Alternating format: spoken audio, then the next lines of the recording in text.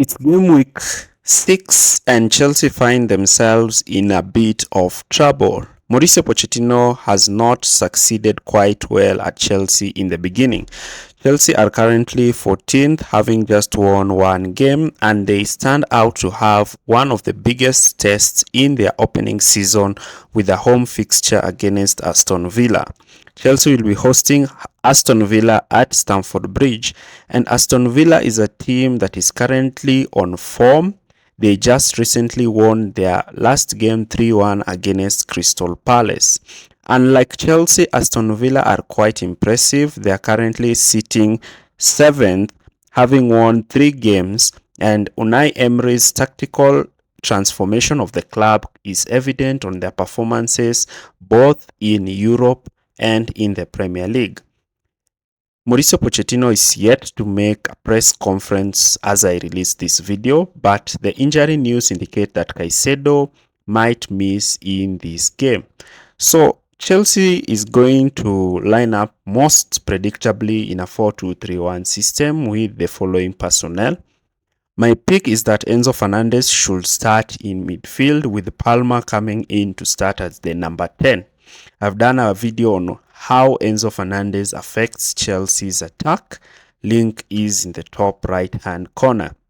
We expect this lineup to be quite expansive and enable Chelsea to score goals. So Pochettino deploying both Mudryk, Raheem Sterling, Palmer and Jackson in the attacking lineup is giving Chelsea attacking threat, and this also increases their chances to create chances and score goals.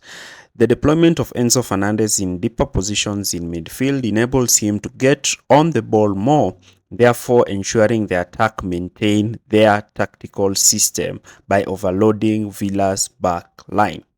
Before we start this analysis, make sure you've liked, shared and subscribed. So we're going to look at how Aston Villa is a threat to Chelsea. Why Aston Villa is a problem for Chelsea, especially in this game at Stamford Bridge. So, we know very well that Chelsea struggle against lower blocks, and Unai Emery is a tactically flexible manager, and therefore you might expect him to, at some point, either when he takes the lead or when he's trying to contain Chelsea and set counter-attacking traps, to move to a lower block. So Aston Villa like to start up with a 4-2-3-1 system. In this system, they like to build up with their 2 center-backs, 2 holding midfielders and their full-backs. Their wingers do not start wide but rather start in inverted positions to overload the midfield. So in these instances, they form 2 triangles on either side of the pitch, similar to what Brighton do.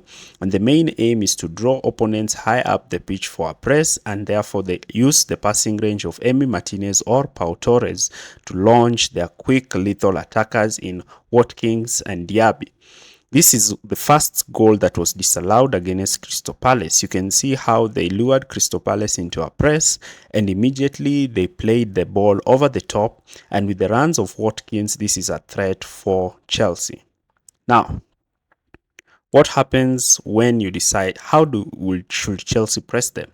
So Chelsea should attempt to force the ball to be played down the right because Pau Torres is quite excellent on the ball.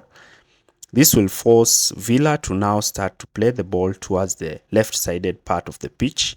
Once the ball is played towards that part, Chelsea can engage a touchline press. But what will Aston Villa do in more open play phases of possession? And this is what they do.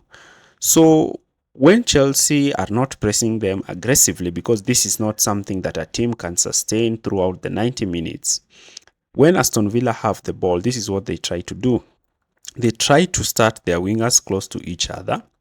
Douglas Luiz, who has started as a winger, actually doesn't play in those positions since the fullbacks are the ones who give the width.